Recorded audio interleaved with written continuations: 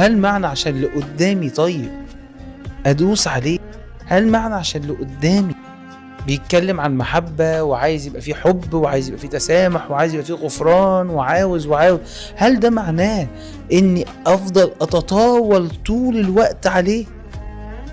ايه ضمنك انه يفضل موجود؟ مش هيبقى موجود. انت اللي هتبقى خسران.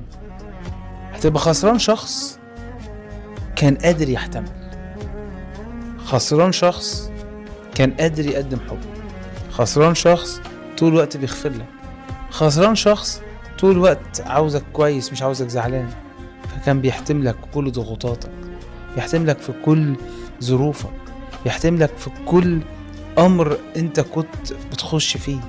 ده مش معناه انه مش تعبان، ده مش معناه ان الشخص ده مش بيحزن، ده مش معناه ان الشخص ده قلبه ما بيتكسرش، ده مش معناه ان الشخص ده ما حياته مش صعبة. لا، ده هو بس شخص محتمل.